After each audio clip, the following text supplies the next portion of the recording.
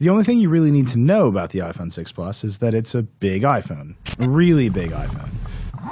After years of mocking Samsung and others for putting out giant phones, Apple's finally caved to the clear demand for enormous screens. And it turns out that an iPhone with a huge screen is pretty great. The iPhone 6 Plus is enormous. Although it's a similar size to the Galaxy Note 3, it feels bigger than the Samsung when you hold it. It's taller and thinner, and getting your hand all the way around it isn't easy.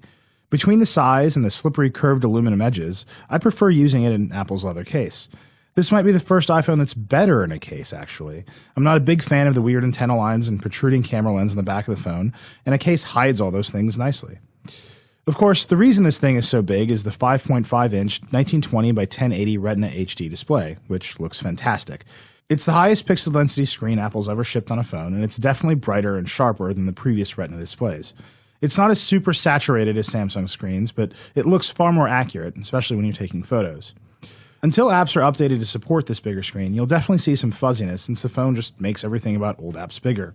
Even the menu bar gets bigger, which makes it feel like you're using a phone for old people. Blown-up apps look fine for the most part, but some get pretty fuzzy looking. Gmail is particularly bad. But I'd expect most software developers to update their apps relatively soon. But you don't need these updated apps to appreciate the screen right away. It's just so big and gorgeous, and browsing the web and watching videos on it is a joy. Video in particular is terrific. I watched a Packers game for a couple hours on the 6 Plus and never thought about switching to a TV. It's that good. Of course, watching video on any big screen phone is great, so it's up to Apple to figure out how to take better advantage of this new size that's in between an iPhone and iPad. It's starting slowly. Apps that are updated for the bigger screen can take advantage of some new features that make the iPhone 6 Plus almost like a smaller iPad. There's a new 2-column view in Landscape that shows you more information in various apps, and a new Landscape keyboard that includes arrow keys and dedicated cut, copy, and paste buttons. It's all very useful, even if the icon on this paste button is terrible. Seriously, this is awful. Come on.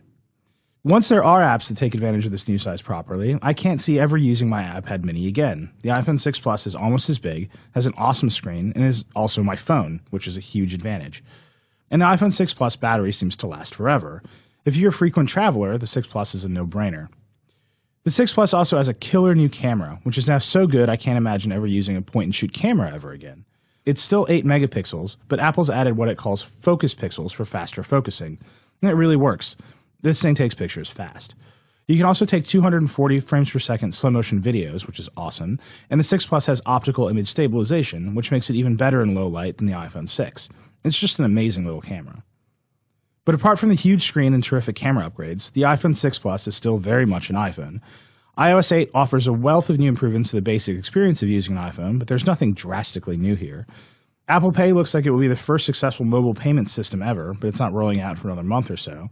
And new features like Wi-Fi calling and voice over LTE might finally bring voice calling into the modern era, but the carriers have to support them first. So right now the iPhone 6 Plus is really just an iPhone with a huge screen. If that's what you're looking for, you should get one. You won't regret it. But eventually the iPhone 6 Plus has the potential to be much more. After being on the road for a few days, I found myself using it for everything. My laptop and my iPad remain safely tucked away in my bag. This is the future of phones, and it's a future Samsung and others have been chasing for a while. The iPhone 6 Plus might be late to the game, but it's off to a great start.